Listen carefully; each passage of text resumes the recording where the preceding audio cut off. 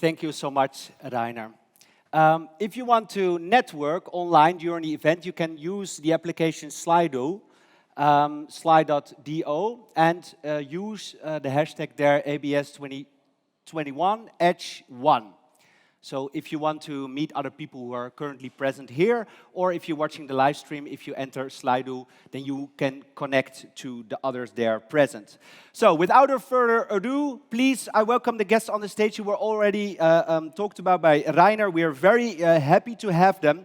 Nina Pütz from Ratepay. A big applause for Nina, ladies and gentlemen. Nina, come onto the stage. Big applause for Tina Nayak, Useristics. In the center, yes. Please have a seat.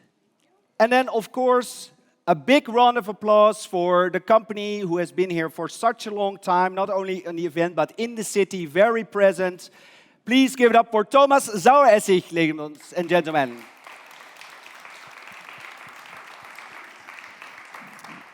Yes, and you cannot see this, but he really likes the attention normally, but now he finds it very painful that he actually has to wait. He also wants to come onto the stage because I see his face, he's turning red. Please invite me onto the stage as well. Give it up for the CEO of Digital Industry of Siemens, Cedrik Neike, ladies and gentlemen. Thank you. Yes. I mean, we're so happy to have you on this opening panel. Because it's the perfect combinations of the corporates very active here in the city and cool startups who have grown so fast with a lot of pain sometimes as well, yes, and who've just recently started. So it's a really cool combination. So please, Cedrik, could you introduce yourself? Tell us a little bit more about what you're doing for the people who don't know yet. So, can you hear me? Yeah, so my name is Cedrik Neike. I work for a company called Siemens, a startup created 174 years ago in Berlin. We don't do washing machines, we don't do mobile phones, we actually do quite a few different things. You need to understand that Siemens actually split into three. We're now having a healthcare business.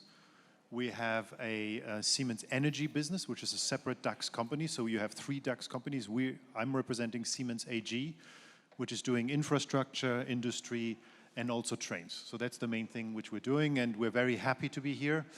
We're also building, I'm very impressed by your building you're having here. We're building 1 million square meters in Siemensstadt, so if any startup wants to come to Siemensstadt, I'm trying to do my little sort of infomercial here. It's great, it's cool, and it's going to be using much more wood than here. So that's the key thing. But thank you, Martin. You need to know that Martin and myself, we did our Ausbildung, we did our traineeship when we were 18 at Siemensstadt a few years ago. So that's the only thing I can say. So, no, great to be here. Hi, hello to Asia. It's fantastic to be here, and I'm looking forward. Okay. Thomas? Yeah, so from my side, Thomas Saueressig. I'm responsible for product engineering at SAP. What does that actually mean? It basically means the development and the support of all of our applications, running from sales to service to finance, production, the supply chain, to really empower companies to succeed, to be agile in these very difficult times.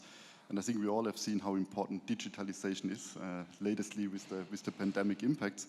But I think the globally interconnected world is certainly something where we want to help actually companies and also startups to participate in the ecosystem. So I'm very much looking forward to the panel here, and also especially to Asia. We have a very deep-rooted history, started actually 1989 in Asia. So certainly looking forward to the conversation. Yeah. Okay. So this is now going to be a competition of who is the oldest, or? It's not a competition. No, it's not a competition. Okay. Very good. So how many people are you actually managing? 36,000 people, and overall SAP has 110,000 people. Yeah. Okay, because you talk a little bit too fast, maybe you have to repeat it, but then maybe a little bit slower.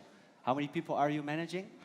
36,000 people, and 110,000 people work at SAP. Okay, pretty cool. So, Nina, how many people are you managing? 287 at the moment. Okay. And would you say this is a full-time job? It is. Yes? More than full-time. Okay. So, Nina, go ahead. I'm Nina Pütz. I'm the CEO of Ratepay. Those of you who don't know Ratepay is the leading payment provider for white label buy now, pay later payment solutions here in the DACH region. We're headquartered here in Berlin.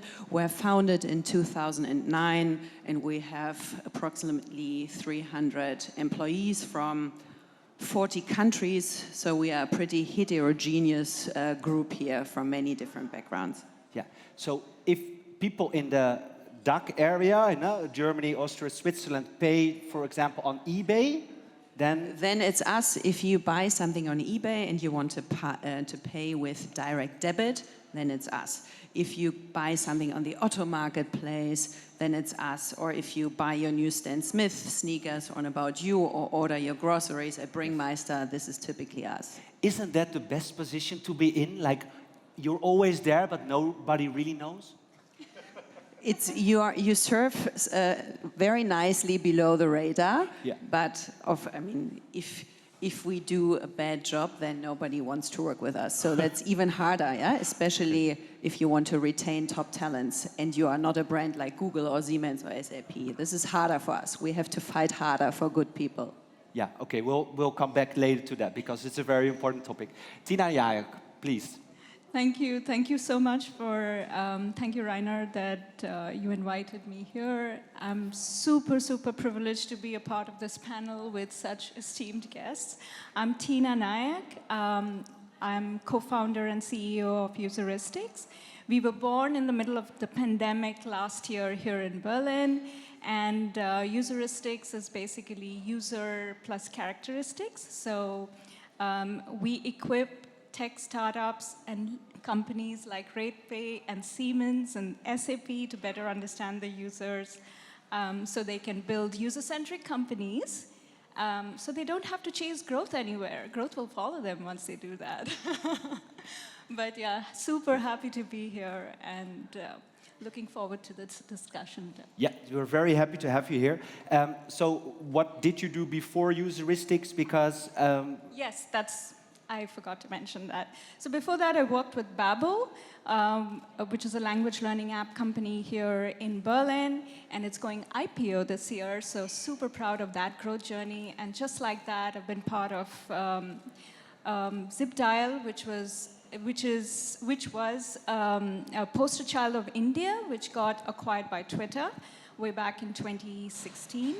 And so I've primarily been part of tech startup companies and helping them in their growth story. So yes. I'm a growth professional by background and everyday work. Yes. And this is, of course, also like a sign of the new times that we're in Berlin, is that, yeah, I worked this company, they pre-IPO, now they're doing the IPO, and then I moved on, founded my own company. This is really like an example of the growing Berlin ecosystem and all the amazing talent. And also, Tina, you've been also here at this conference for years, being very actively involved. So, I mean, more than deserve to be on this opening panel. We're very happy that you're here. Thank you, and yes. I also forgot to mention I'm an Asia Berlin ambassador, so super proud of that. Okay, now Rainer's going to be very mad. No, he's here. So, we live in pandemic times. Cedrik. Sorry? How has this impacted Siemens? Well, it's quite a question. I mean, there's three things which impacted us. The first one, which all of us are still impacting us, is of course the health aspect. But if you take the health aspect aside for a second, is what I called the globalization. So if you look at what happened between China and the US, there was sort of a fear of restricting supply chain. Now, interestingly, as we do a lot of things in the real world, our supply chains have been quite impacted by the pandemic. So if you look at getting microchips, if you're looking at electronic elements, even if you're trying to get wood to build things at the moment in Germany, these supply chains have been strained. So the first thing is what I'm really as Siemens we are looked at is that we think that a lot of glocalization, so global localization is happening, which we haven't thought about it before. So that's a big trend because we were all thinking that globalization will continue forever as it does, and it might not be that case, or it might not be in the same way. So the first thing is really globalization. The second one, and you guys talked about it, digitalization. Digitalization has accelerated. So if you're a startup which is pure digital at the moment, you've seen the growth rate. If you're delivery heroes or whatever, the Zalandos, etc., or the pay enablers of this world, all of us have used much, much more digital capabilities. But also on the industrial side of things, we've seen that companies which were digital were super fast at reacting, and companies which were not digital actually really suffered during the pandemic. So the have and the have-nots in the digital world in the pandemic have sort of accelerated. So the first one is localization. The second one is actually really sort of the acceleration of digitalization. The third one is social behavior. Who would have thought that physical distance is good, right? All of us have always expected that it's good to meet each other, that it's great to shake somebody's hand. And that really has changed. So we onboarded probably 8,000 people during the pandemic, which never ever have seen any of their colleagues for live, have never entered the office. We've sent 240,000 into the home office from 1 week to the next, having them completely work in their home office. So that has changed our culture, it has changed the capability, and we will have to learn, and we will have to rethink how we come together. So when we were building offices before, the whole idea was to put as many people as possible into the office. Now we have to breathe a bit more. So the three things, and I'm sorry for taking so much time, but the first one is an acceleration of globalization. The second one, an acceleration of digitalization, and a rethinking of socialization, of what social behavior actually means for culture, for people, but also for buildings, are three things which we definitely saw during the pandemic happening. Yeah, great answer. Thank you. Thomas, how has it impacted SAP? I think first of all I can echo what Cedrik said, because that's the same what we also saw. But as a knowledge company, we for sure have the luxury that we could continue operations. We could continue to work in our development centers around the globe. We could continue to provide the support. So that was good. And the digitalization for sure was also an advantage for SAP as a company. So we also saw the growth in the cloud, which was certainly benefiting to us. But I think what is certainly an aspect which we should not forget is, while we are in this virtual world, how to get together. Because as some people say, you cannot Zoom trust, and I think that's a reality. We will also need to think about hybrid models and about how we really work together across the globe, and for sure to see also with the pandemic how we can enable travel, for instance, in this regards, because I think that's still important. From our end, for sure, we doubled down on our activities with supply chain, because while we see for sure, and everybody talks about globalization and the needs, I think nobody actually expected how interconnected the world really, really is. And now, how deep is actually the supply chain? We talk a lot about electric cars as a good example.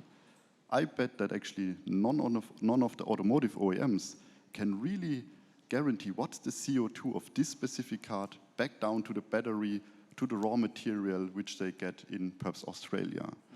And I think this is something which we need to recognize, and we need software solutions for that. I mean, even with a small cappuccino, and I'm a coffee lover, a small cappuccino, guess how many companies in the supply chain you need to get 1 cup of coffee in this machine? Any guesses in the room?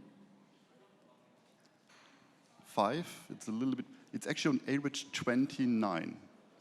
Wow. 29 companies which are in the chain across 18 different countries. That's the reality as of today. And then I fully agree with Cedrik. Will that be the future? I also believe we will see shifts in that.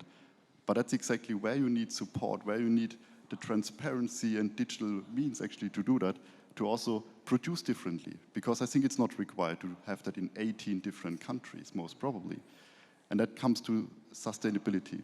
And I think while we talked a lot about the pandemic, I personally believe the biggest challenge we face, all of us, is sustainability, as the climate change, and with that the need for sustainability. And that's something where I'm really looking forward to see also, especially in the collaboration with Asia, with the startups and the ecosystem there, how we jointly can drive to get to a better world.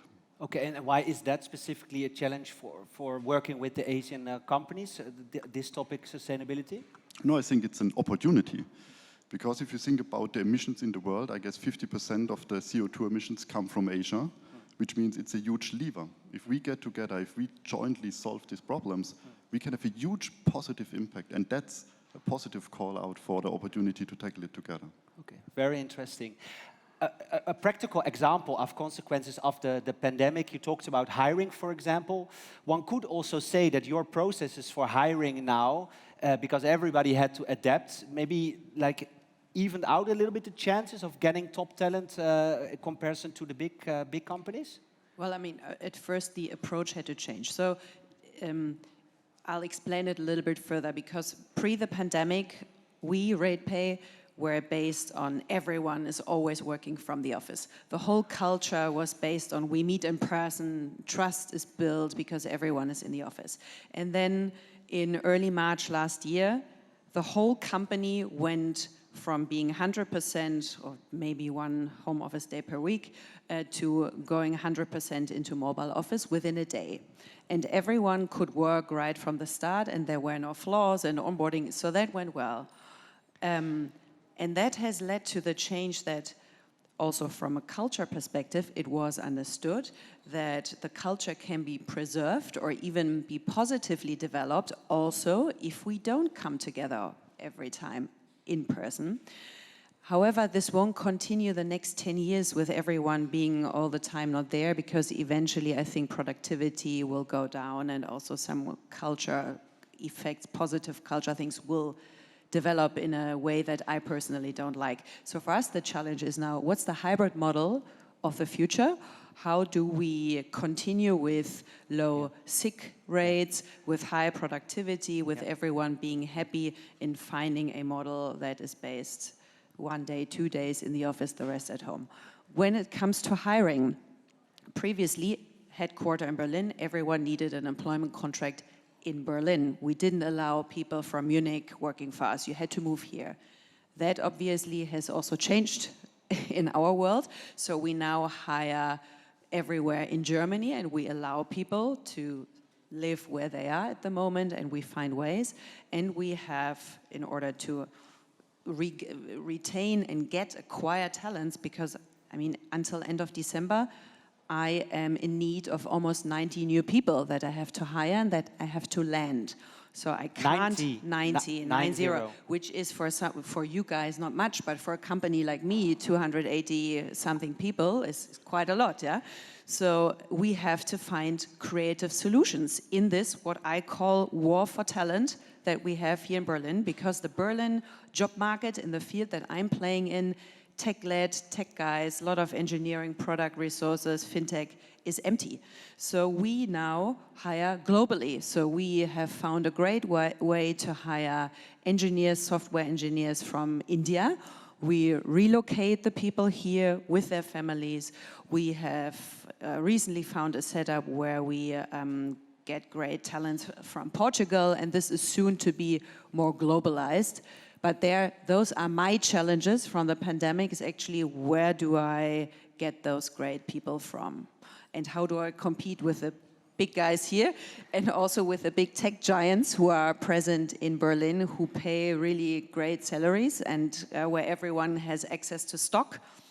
I don't have that, and I mean, being founded in 2009, I also can't give equity away. That's gone, so I have to solve this with great salaries and a great purpose and a great culture. Wow. That's a big job. Yeah, it is. Tina, so how is it actually in your phase that you're in? When it comes to hiring and getting people, is that more easy or? I would imagine right now we survive with freelancers because we are still really tiny. But having said that, I think it's really about having a more agile culture and making sure that you're really open and flexible to be working with different people from different time zones and how you really fit into the whole process. And I think that's true for a really small startup like Useristics or anyone. But I think what's common between Siemens and all of us here is that everybody's talking about mindset.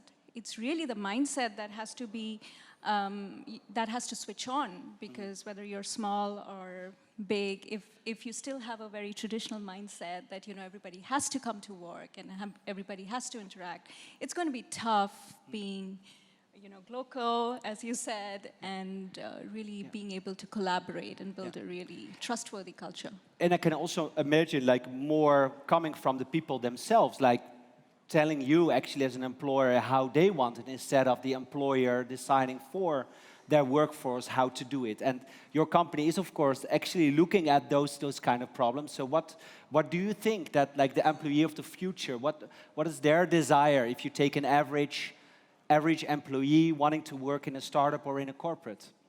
I think from this perspective, I would say that it's going to be a hybrid model nonetheless, and you will have to eventually figure out what is the strategy and the goal, and like Nina talked about the purpose, how does it really bridge into it and fit into it to be able to decide what the real allocation or the numbers will be. And on another level, I think geographies and countries have to figure out how the labor laws and regulations will work out, because somewhere that is, a pandemic has made it super fast has expected everyone to like change overnight, but I don't think the cross-border trade and the regulations have all been ready for it, and everybody's grappling right now. But it's good that it's happened, because it's kind of a forcing function for change to come in. Yeah. Right. On that topic of mindset, what have you seen within Siemens? Well, the mindset is changing, and it's interesting. I mean, I'll talk about, I have 4 kids, of which 3 are doing computer sciences, and their mindset is interesting because when we were looking for jobs, there were not many jobs out there, right? We were competing to be able to get a couple of jobs. If you're doing today computer sciences, you can choose what you want to do. And I think this new generation is less motivated by pure money, it's also motivated by purpose. Am I going to do something which has an impact? So this changes things, right? It's not about, I mean, you need to, of course, pay people accordingly, and it needs to be done in the right way. But this hyper time of everything goes through salary and everything else doesn't matter has changed. So that's the first thing, which in terms of mindset, so putting a purpose, why you're doing something, are you doing something which is positively impacting the world, has a huge, huge impact.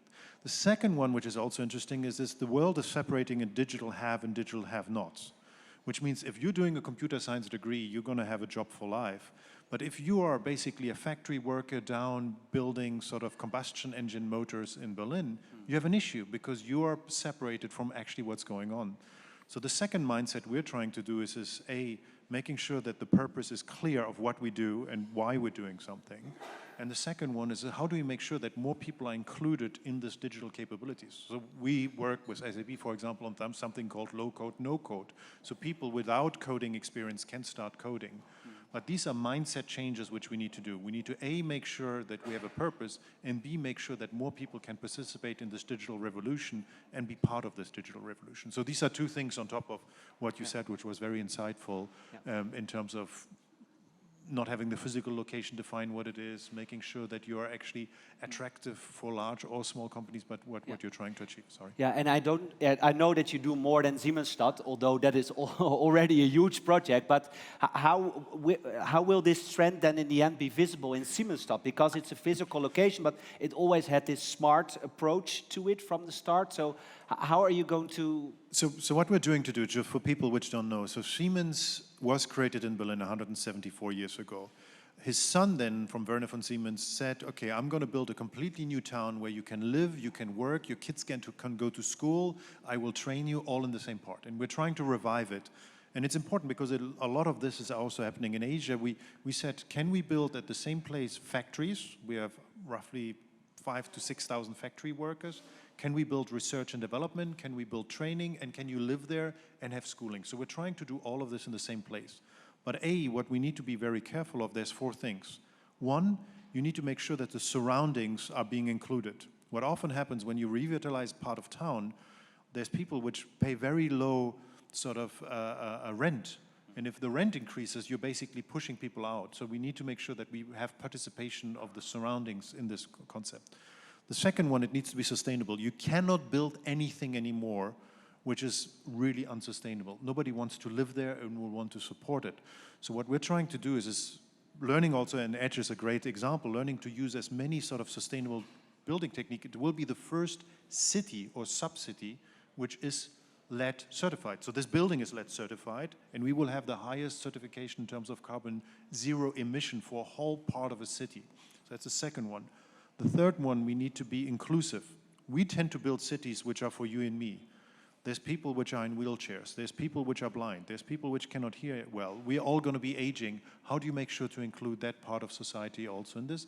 And then you need to drive innovation. If you don't innovate, you're going to be basically going back. So these 4 things have to happen, and it needs to be economically. So to your question, what we're trying to do is to rethink part of the way we work and live, especially with the pandemic, because this sense of belonging to a part of town will become more important, and that's something which needs a lot of rethinking on how do we want to actually live together.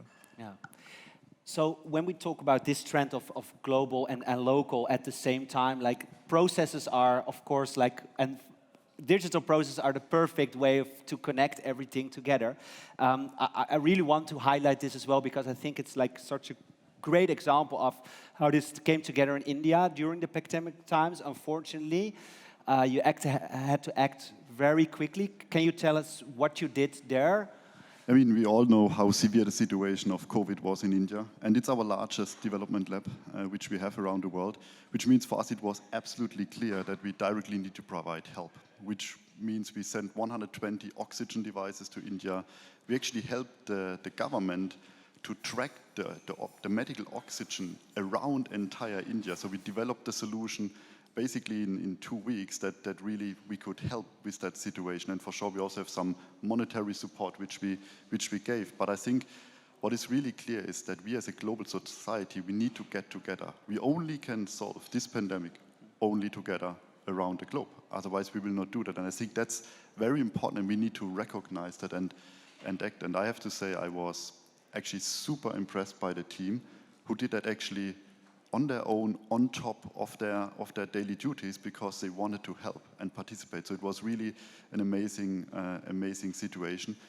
And so it was clear that we need to be active. And also, quite frankly, and I can just echo to what everybody said, but it's also so nice to see how startups and large corporations actually share the same challenges, like war for talent and what do you do. We talked briefly about salaries and the like, and the purpose. And especially during this pandemic, where everybody works from home, the loyalty to a company is different.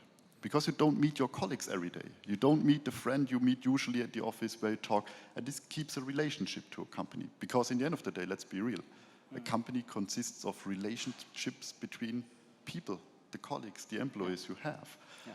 And that's something, it's even harder in a virtual way, which means the purpose is the unifying factor, which is the only determining factor if somebody works for SAP or another competitor of ours, because they still work in the same home office in front of the same monitor, you know.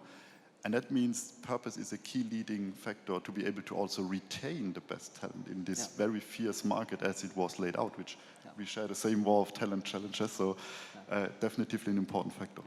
Yeah, one could almost say that like the way how Asia Berlin and the platform and the ecosystems are trying to tackle joint challenges is also what we now saw during pandemic times, and also what keeps you busy currently. But we don't only want to talk about what is happening right now, we also want to look a bit further ahead in the future. And you were already talking about the topic of sustainability, and what we also talked about before in preparing this panel is this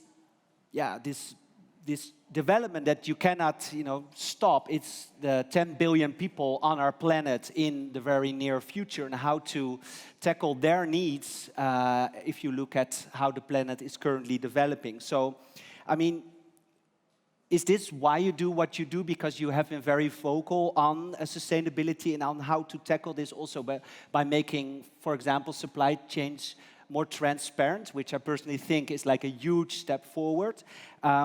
Could you tell us a little bit, how is this ingrained in your daily business?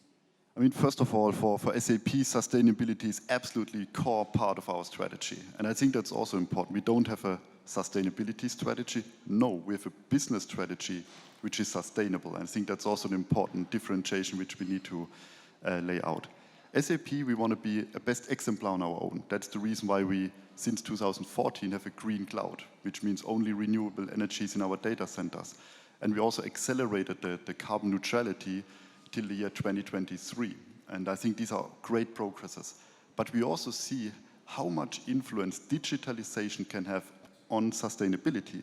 And that's the reason why we also want to be an enabler for companies to help in this regards, making the supply chains entirely transparent and visible, how actually CO2 is moving from one company to the other, to the final good. And here I think it only can work together. And I think that's an important aspect. We talk a lot about sustainability. Why it's so important, supply chain, why it's so important for sustainability? Because actually the CO2 emissions are factor 11 higher in the supply chain, in the scope 3 of the greenhouse gas protocol, than on the direct emissions within the corporation, which means we need to tackle it holistically. And there I think also just great examples together with Siemens, for instance. In Germany here we started Catena-X, which is an automotive network actually.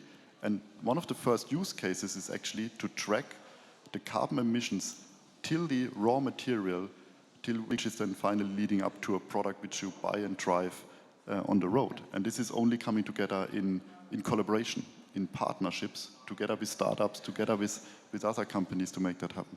Yes, because Cedrik, the industry is often seen as part of the problem rather than the solution. So what is your vision on making better use of what is left, what you're already doing, and trying to develop that?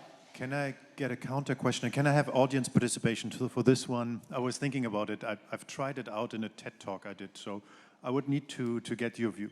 So first question I have to the audience, and I need you all just to stop twittering for a second. So how much do you think we're actually doing enough on the sustainability? Are we doing just right? We're not doing enough, or we're doing too much? Just show me with your hands. I mean, I'm looking at this.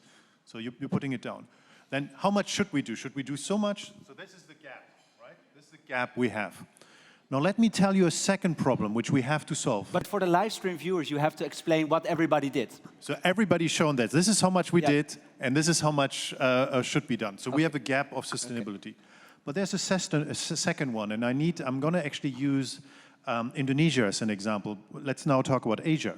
The one thing China, or there's a couple of things China did well, but the one thing China did well, it took 500 million people out of poverty, right?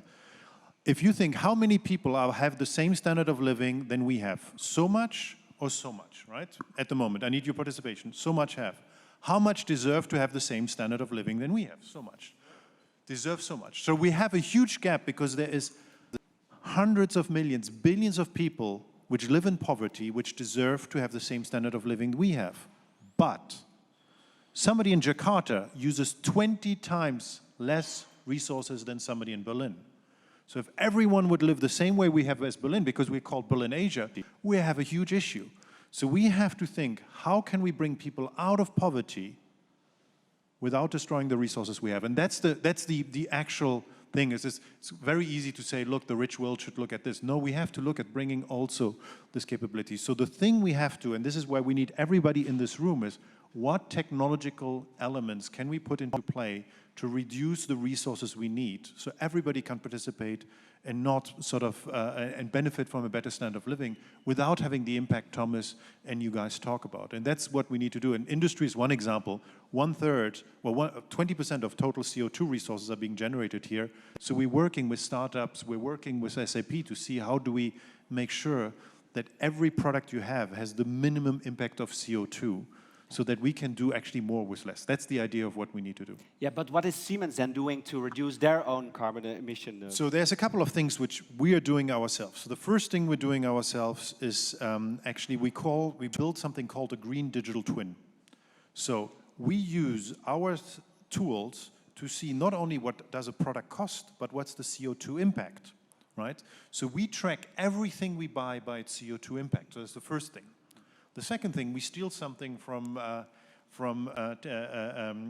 Nina's world. Nina, sorry for Nina's world. We actually are taking a blockchain capability to be able to track CO2 emission across the whole value chain.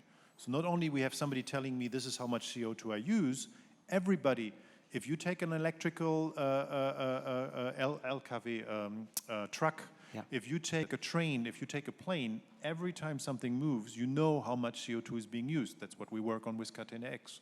So once we build a digital twin of how much CO2 are we allowed to use, and then we use technology out of the fintech world to be able to track it.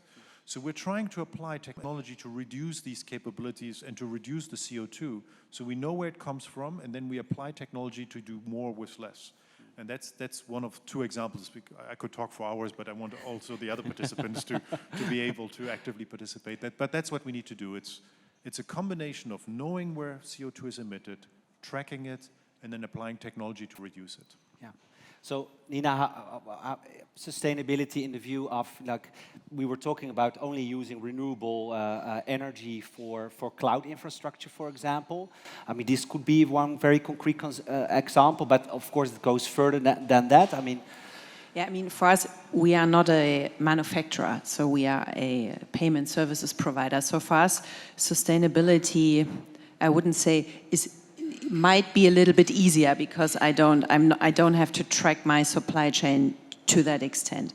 But for us in Ratepay, sustainability has always been at the core of what we do, and I'm really proud of that. We are not even carbon neutral, but we are carbon positive. So I'm really proud to be sitting here and to say that, yeah, we are carbon positive. And so for us, we've always used green energy. We are spending actually now quite a lot of money so that all the cleaning supplies we use, it comes, of course, at higher cost. But for me, it's not only about the carbon neutrality, is the English right word, but it's also about what is our corporate social responsibility here and where we sit in Berlin. So we also help a lot with schools, with the homeless, for example. Yeah, we go out into the forest and build stuff for the bees and so on. So it's a lot more than just focusing on the carbon neutrality. Neutrality. Yeah, yes, exactly. That's the word. Yeah, I mean, is this also something that you see that, like, users want and feel that it's, like, at the core of what they really need to be part of a sustainable initiative or company? Or yeah, I mean, I think that's everybody's thinking about it, whether we like it or not. And if it really depends on the company that you are really, and who your users are. And if you're really looking at the Gen Z, the millennials, they're definitely judging you, if I might use that word, that if you're not really tackling the sustainability goals, etc. But whether you're a large company or a small one, I think everyone can do their little bit. Every drop matters. And I use very much organic cleaning products and everything reusable at home, which also works into my home office, like many other small startups. yeah. Yeah. Can I just add one more thing, because I think this is really important. It's now a competitive advantage if you focus as an employer on that. So for employer branding, here, at least in Germany, you have to do that. All the millennials and youngest, they ask for that. Yeah. They challenge you even in the interviews. But we should not do it for branding. We should do it with conviction. I think that's the only important remark. Because people will realize the difference. Because greenwashing is something we see around industry, and so with conviction, that's the key part. But it's even great that it becomes that people are asking for that. And 5-10 years ago, nobody in an interview would have asked, so what is it that you're actually doing here in this area? Yeah, but this is interesting, jumping on this topic, because now it's the corporate actually, like, telling the startup it's not about branding. And usually it was the other way around, right? Corporates did a lot of greenwashing, but you said this has now really changed. I can just speak for SAP, and it was severe since 2012, where we started with our sustainability activity. So no greenwashing. Yeah, you were always so early. Yeah, the first unicorn, the first with everything in Germany. Yes, that's true. No, but there's two elements. There's one, you have to be green yourself. So we, as Siemens says, by 2030, we will walk the talk, we will be carbon neutral, and we will use every technology to do it. The second thing is Siemens technology actually reduces the amount of the whole CO2 emissions of Germany by using its technology with customers. But the third one, and this is what we should look at, I'm looking at innovation. I'm looking at Japan. So I was on a TED Talk, I think in Dubai, and there's a Japanese professor which came on stage and says, look, I invented the blue LED. And I'm like, okay, who cares? And he says, look, because of me, 2 to 3% of the worldwide energy consumption will be reduced, electricity consumption will be reduced, because if everybody would, instead of having incandescent blue light bulbs, use LEDs, 3% of the worldwide resources CO2 emission would be reduced. So you just need 10 intelligent Japanese professors and world emission would be sort of reduced. I'm joking, but that's what we should do. If you have funds at the moment, we should invest them in the areas to reduce this, because there is so much innovation. Small parts of the innovation, if you apply them, can make a difference. So we need to, A, use it ourselves, B, apply our technology to our customers, and 3, look out for inventions which are radically going to make a big difference. Yeah, and I mean, actually you started to collaborate, right? You were in a same podcast together talking about those topics, so tell us a bit more. He called it from egosystems to ecosystems. So instead of doing it yourself, do it with others. So that's that. I think you coined that term, right? I'm not sure. I think it happened together. I'm not sure, but yeah. I mean, first and foremost, I think collaboration is the new normal, and we need to collaborate across the industry to solve the biggest challenges which we see. And there, we came together, Siemens Teamcenter as the leading PLM solution, together with our SAP solutions, to really have this digital twin, what Cedrik talked about, have that end-to-end into all of the process across a company, across the supply chain, including the service and asset management.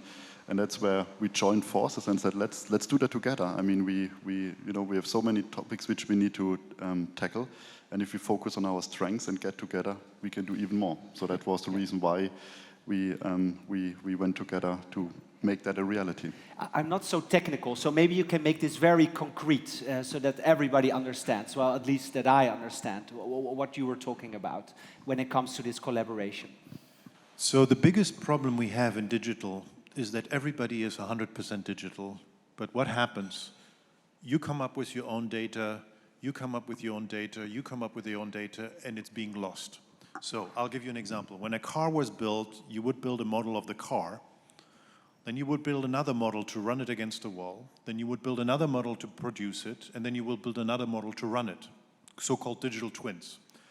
What we're trying to say is knowing the data, what happens, for example, for this building, when this building was built, that you build a complete digital twin of this building, and as you're using this building, the building continuously uses this data to become better and better. So the next building is going to build is going to be better, even better, even better. We need to start linking this data. And I'll give you an example. A factory, that's my world. A factory, my kids ask me, so how much data do you have in a factory? I said, well, 2,200 terabytes of data are being produced in a factory. Everybody goes like, what is it? It's 500,000 Netflix movies which are being produced as data every month in a factory. And you know what? Like most of Netflix, nobody watches it. Nobody looks at that data. So what we need to do, working with startups, working with capabilities, working with SAP, is to make sure that this data is being used so that next time your car basically utilizes, you're utilizing the car sends this data back so the designer builds a better car, a more efficient car, a more recyclable car. Because my dream is this, when you build something in the future, you will build it with the idea to disassemble it already. And so it will use the minimum amount of footprint. That's what we're trying to do together. So actually you are a firm believer in the thesis that technology in the end will make it possible for those 10 billion people to use the same amount of all convenience that we now have, using up all, the CO2, that technology will solve all those problems? I mean, I want to include the whole panel and not just give you my when I was in the 70s, we were afraid that the world would have 5 billion people because we thought we could not feed 5 billion people. We're now going to be capable of feeding 10 billion people. We need to find a balance because we are 10 billion people by 2050, and we need to make sure that it's a fair world, because if not, we're going to be under a huge sort of issue. So, but I want to make sure that you two, I mean, this is big company view, but there's not always, big is not always beautiful. So what would be your take on this one? This would be great. If I may add, I think you've spoken about how you're going to use data for building automobiles and how innovation is going to be. The other side of the argument, I would like to ask how are companies really using user data and to protect it, while you also try to challenge and manage the world problems.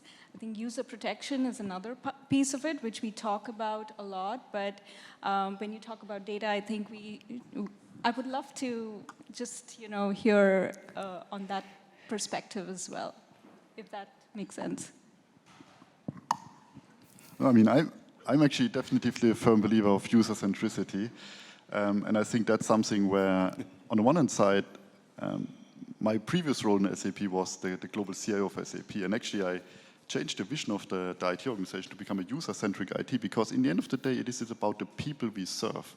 And if we don't know them, if we don't know their behaviors, we cannot serve them well. And that means exactly this, the user centricity, focus on the users, also characteristics, is actually essential to succeed.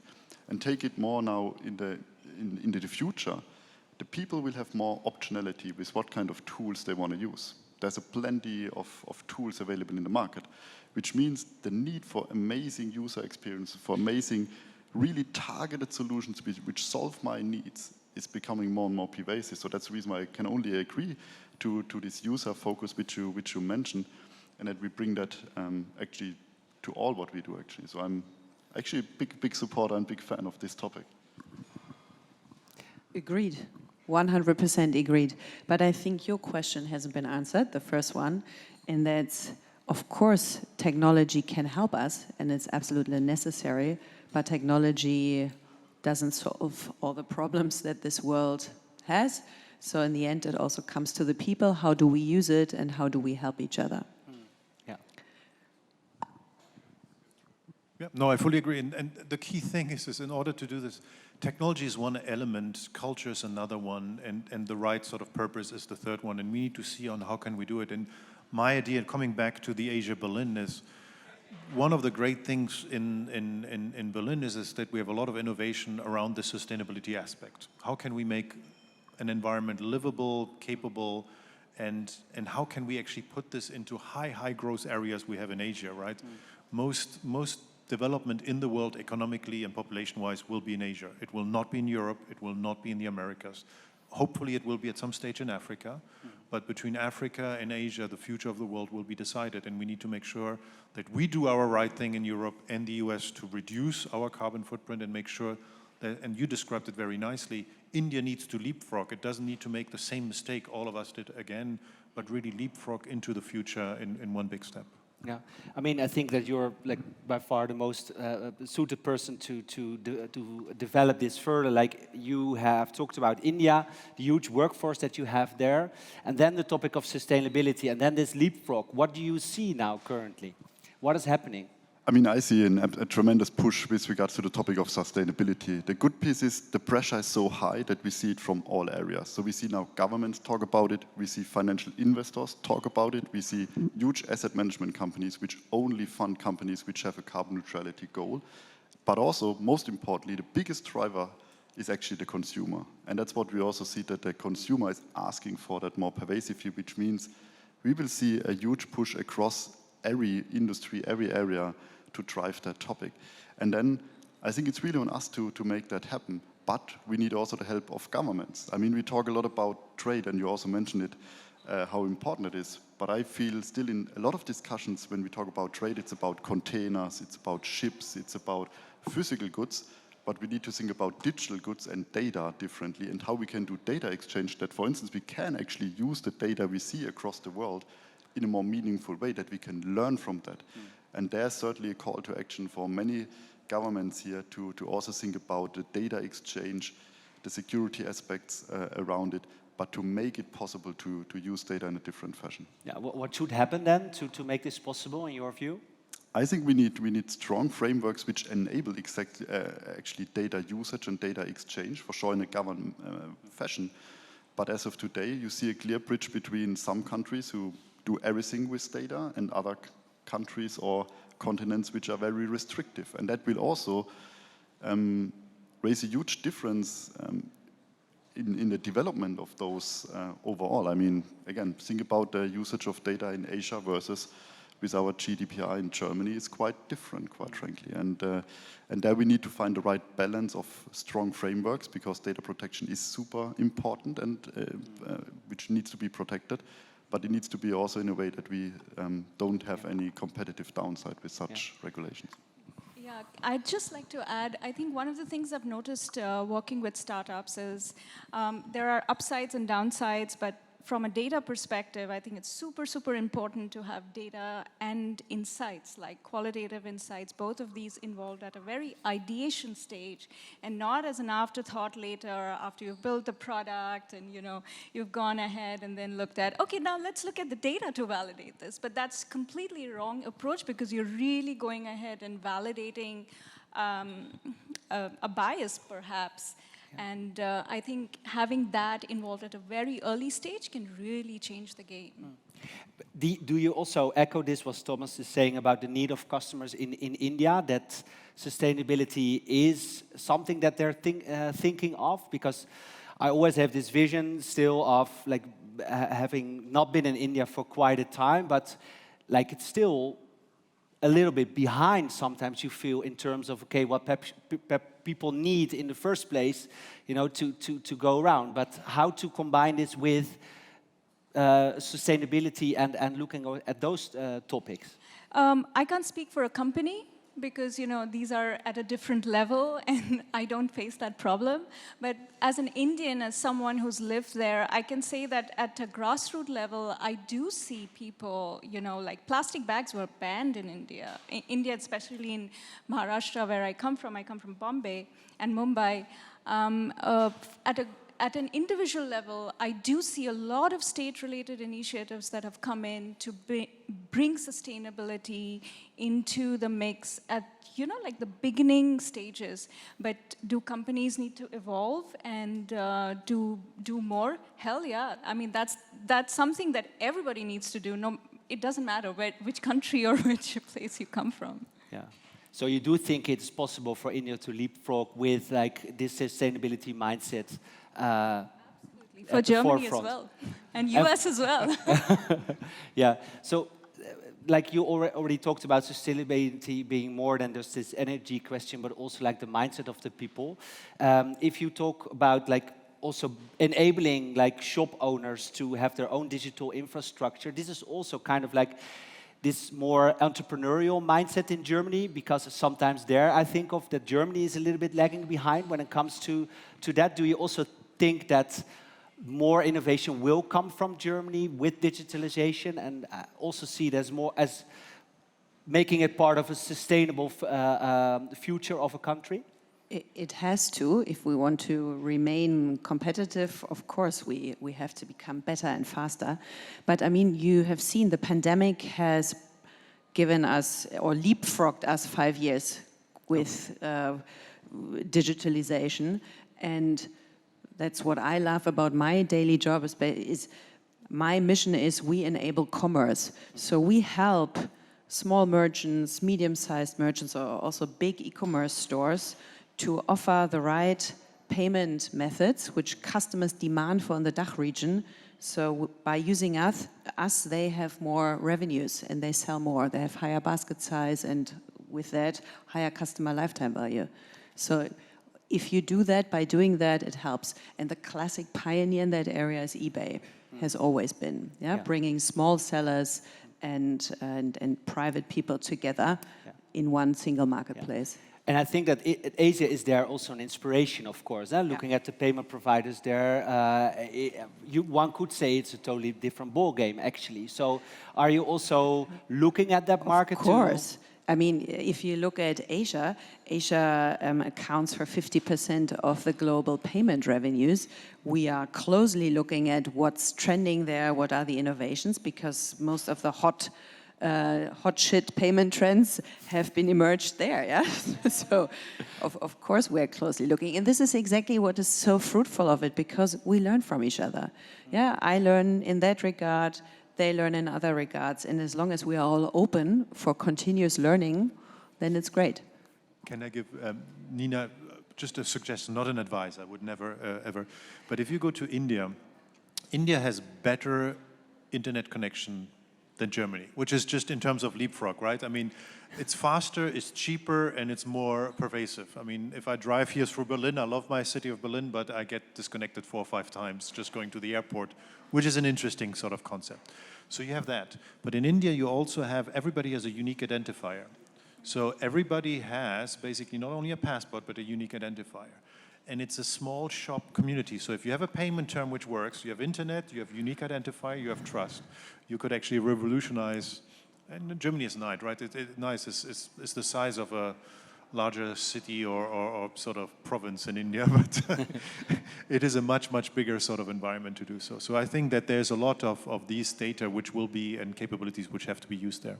Yeah, I will address like the topic of lifelong learning before we conclude this panel. But I mean, you're also part of this ecosystem of the Asia Berlin ecosystem because you want to learn, because you find Asia interesting. How are you going to use this network? Have you thought about connections or contacts that you will need or that you would like to encounter?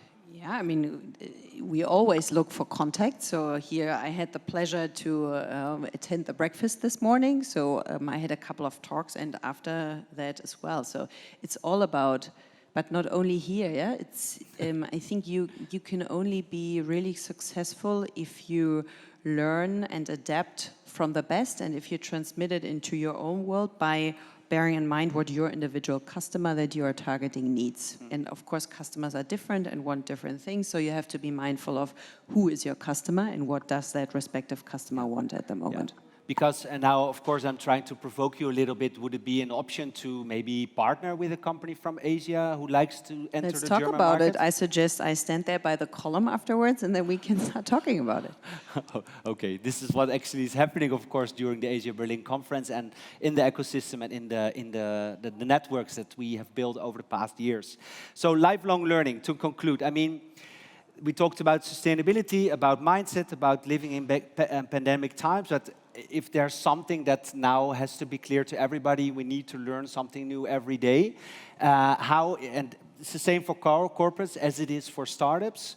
So how do you see like SAP playing a role into all of this? Because not everybody still is using SAP systems, but SAP wants to be there, of course. So what is the strategy there?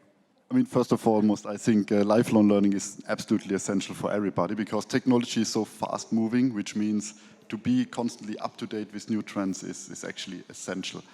And I also believe learning itself is changing. I mean, hybrid learning, virtual learning is a reality anyway, but also the concept about micro-learnings is certainly something which will be pervasive. And also, if you mentioned a nice comment, and I wanted to add to that because learning is perfectly fitting to it. Sustainability is not just the environmental aspect and CO2. It's also about diversity inclusion. It's actually about equal opportunities where lifelong learning is certainly a part of that, but also for sure topics like ethical sourcing. So we really should have a holistic view on sustainability, and learning, as mentioned, is an integral part. So not everybody's using SAP, but 230 million users and 440,000 companies. So I think we're on a good track. And our role is for sure, how do we equip actually sufficiently our partners and customers to really deliver and to get to the next phases of technology and digitalization. And there certainly we see ourselves with our learning offering, with MOOCs and all of the stuff what we do as a key aspect of part of the community for supporting with digital transformation. Yeah, and the SAP I/O startups, of course, the program where you see also some nice like Berlin, Asia collaborations. Yeah, I mean the SAP I/O startups. Anyway, all the accelerators we do is a big topic, especially here in Berlin with our SAP Innovation Center. So it's clear that we need to also ensure that we have this exchange, as mentioned, from startups, from mature companies, really to ensure that we, with empathy, learn from all aspects of life. Yeah, because how many SAP I/O programs are there now worldwide? That's a challenging question. I actually don't know the exact number, but it's a lot. Yeah, I mean more than 50 or more than 100 or? I think more than 100. More, okay, and also throughout Asia, everywhere where SAP is? We have around the globe the SAP I/O community, which helps startups also to connect with the SAP ecosystem, as mentioned, the amount of customers, but also the amount of 22,000 partners. So that's a huge opportunity where we want to help actually startups to give them a great opportunity in the ecosystem itself. Yeah. Which corporate in Asia would you really like to work with? Who's on your wish list? Now I can only lose, yeah, by saying, but of course, I mean, my Asian hero in retail, coming from originally the retail world, is Alibaba. And they've done many things really, really well. And for 15 years in my old leadership roles at eBay, I was super closely monitoring, and we're learning a lot. Yeah, but they're every once in a while also here in Berlin, right? So you talk, and what did you then discuss? With Alibaba directly? Yeah.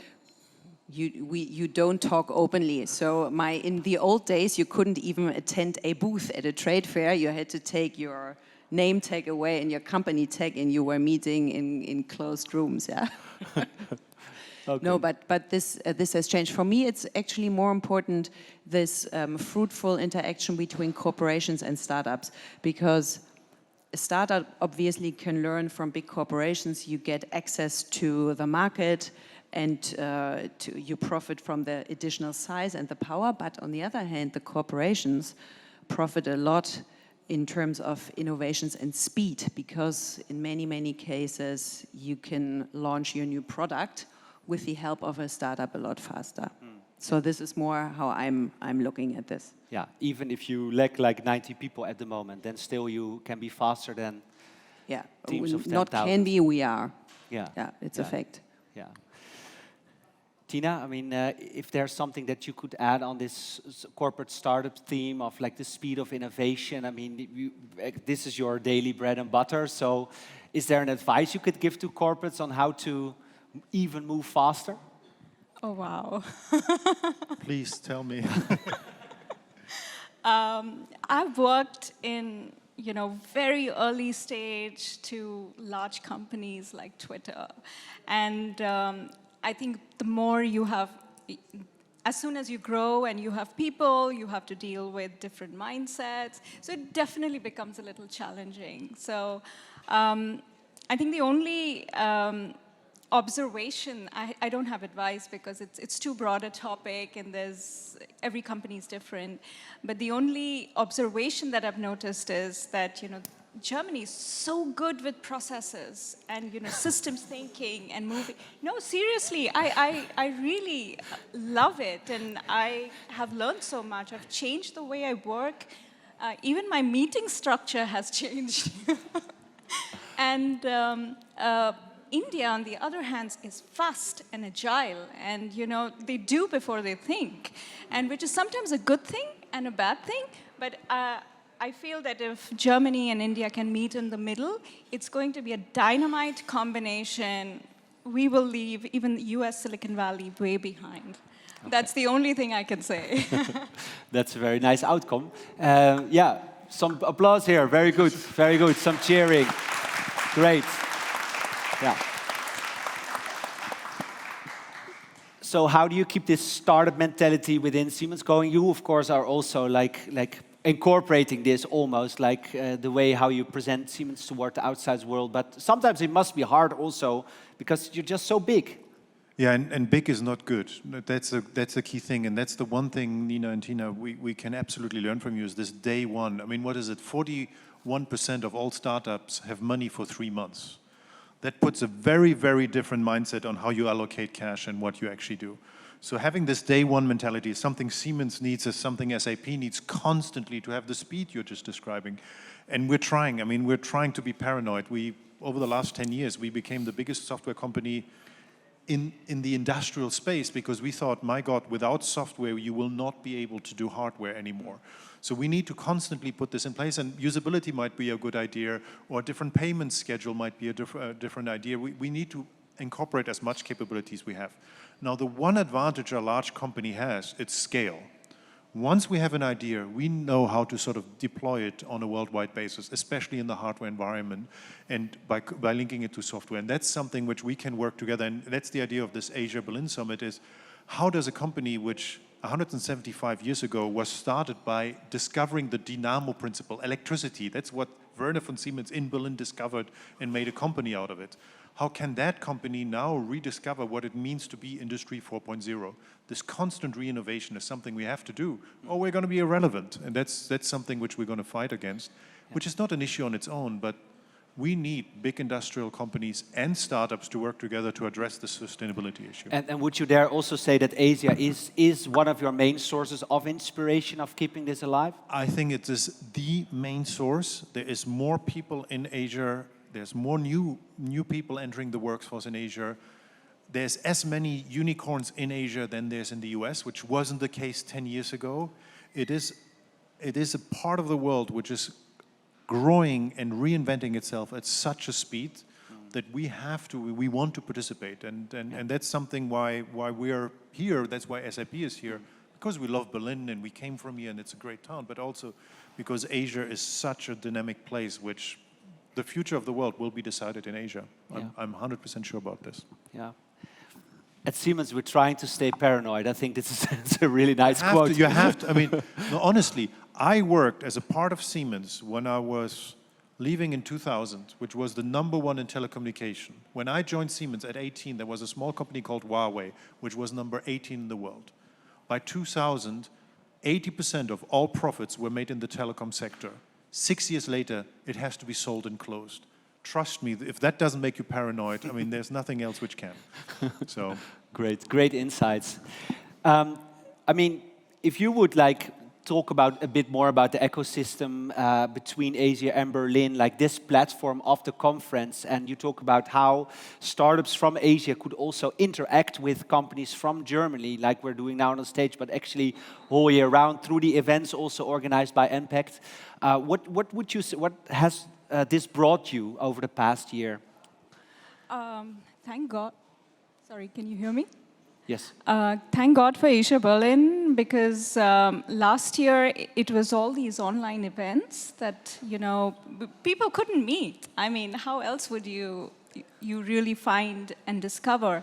And I think for Asia Berlin and Impact, they do a fantastic job in terms of, keeping different kind of topics out there and opening up these discussions. And as far as this event is concerned, they've still made it possible to, connect and interact with Brella, right? Or Slido, I think. Yeah, Slido questions. Yes. Yeah. Of course. And but as an ambassador, I can tell you that I get so many invites and connections that come in, and I get to meet so many different people from different countries. I don't think I would have had that opportunity and visibility otherwise. Yes. So I'm deeply grateful for that. Yeah. Nina, you can answer this honestly, no, but it's going to talk to you afterwards. But did you know the Asia Berlin conference before? I had heard of it, but it's the first time I'm actually here. Okay, and what's your first impression?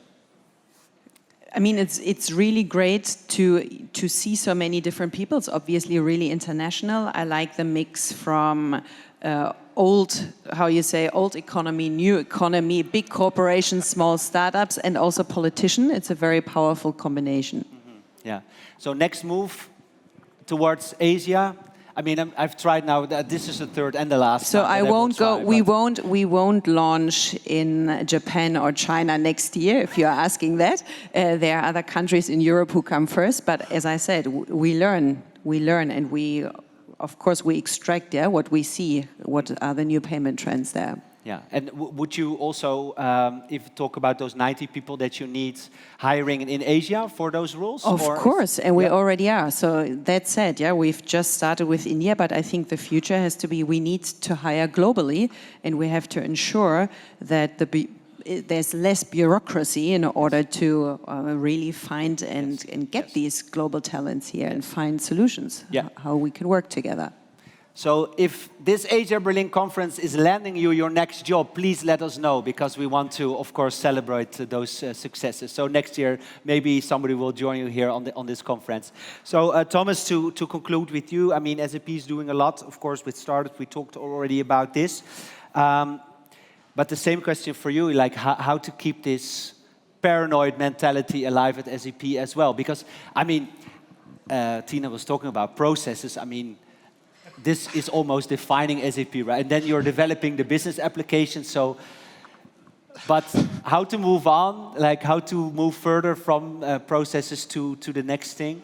Yeah, I mean, first of all, I think we're good in processes, that's fair to say. But no, I think that the next barrier will be for sure how to leverage data differently with AI, with different means to rethink actually what processes in the future is, because we cannot just incrementally improve processes, because we talked about leapfrogging, which means we need to think differently, and that means we need diverse perspectives, new perspective, and that's the reason why such a collaboration here in this summit is so important, to really get different perspectives to the table, learn from it, and then with that define the next best practices, which we all need. So absolutely very excited about this summit, about the collaboration here, and that's the reason why we are so enthusiastic to support it, actually. Yeah. So artificial intelligence startups from Asia can also enter the I/O programs. Absolutely. Yeah, investment arm maybe. Yeah, could be an opportunity. No, we're absolutely looking on around the globe, and Asia is a big topic, as Cedrik mentioned.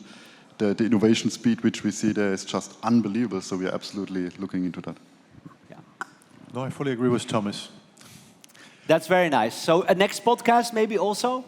Not today, but... We'll expand it to yeah, you will to expand. include everybody. Very cool. So I would like to thank you a lot for this great opening panel of the Asia Berlin conference, which is so much more as a conference. The platform, using Brella, using Slido, you can also connect online. We hope that you liked it on the live stream. We will read the comments later on Twitter. This is maybe something that we have to integrate for next year. That people from Asia can leave their, right, the Twitter feed, right? Oh, boring. No, oh, this is nice. Yeah, that having direct feedback is always good. I hope you liked this as well here, being in attendance. This is just the start of a 2 days conference here. Tonight, actually at 6:30, there's a reception where we can have a drink all together. But in between now and 6:30, we have a lot of interesting talks and panels. But first, I hope you give them all a very big round of applause. Cedrik Neike of Siemens, Tina, Useristics, Nina Pütz of Ratepay, and Thomas Saueressig of SAP.